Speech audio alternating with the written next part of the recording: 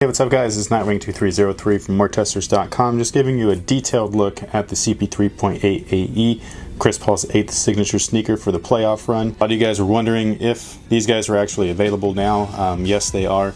If you stay tuned to my site, WearTesters.com, I always post new information, like daily, myself along with all of the writers. So whenever I find something available, such as this, I will post it for you with links and everything towards the retailer that's carrying them. These I did not buy online though. I just happened to be at the mall and I was walking into Chic and they were just sitting there on the shelf. It was this colorway, the black colorway, same thing but just black instead of white. And then there was a third color that I honestly can't remember, but it had a bunch of weird colors to it. It was a black base with some green and some other weird bright colors. So they are available at select retailers, so just go ahead and check around, or you can go to my site and see where they're available online. So here's just a quick look at the outsole. Same exact thing as the CP3.8, the regular version. I just gave away that shoe. I wish that I had kept it because I didn't plan on buying these, but I just happened to run into them, so I was like, oh man, the mesh material is really awesome. So I wound up grabbing a pair, and I'd literally just given away the CP3.8 like 2 days prior. But this is the same thing. The only difference between this colorway and the colorway that I had played in originally from the original pair is that this blue section is translucent. I don't know if that's going to affect the traction in a negative or positive way, just because the traction to the 8 wasn't that great as it is. But of course we will find out. Cushion though is one of those things that the CP3.8 really excelled at. The lunar in the heel and then the 4-foot zoom is awesome. Now the zoom air in these guys is a full zoom unit like an Air Jordan 13 would have, or Air Jordan 14. So it's not that thin little rectangle that we've been used to on certain Nike basketball models. And then having these pods here really help activate that cushion.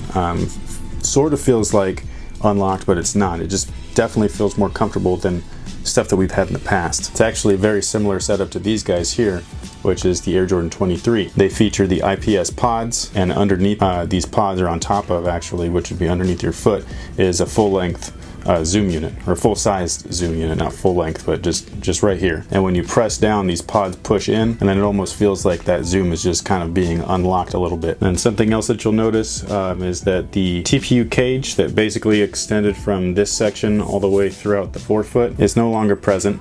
And that's going to basically just cause these to be a little bit more flexible. And then the Phylon that they use, the foam here, is a much lighter weight Phylon, so it's kind of like a little bit more airy. And so when you first try these on, they don't feel as comfortable as the original 8. But once you break them in, I'm pretty sure that you're going to be able to feel the cushion under the heel and forefoot. So they have the number 3 here is TPU, and then this is an actual bungee cord. It's not just a normal loop, which I think is pretty cool.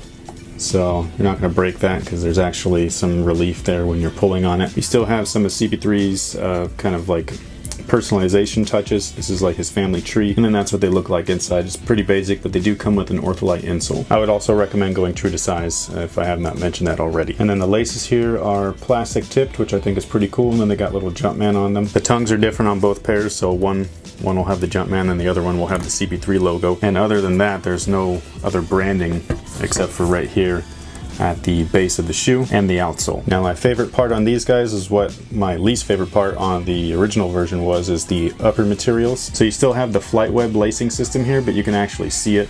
These are very similar to Flywire. It's the same exact concept. The only difference is that these are nylon strands, so these are a lot more durable than that thin Flywire that they use on Nike models. And then the upper itself is actual mesh, backed by foam, very similar to the Hyperrev, the original Hyperrev, but this is a much thicker foam, so it's got like a more substantial feel to it.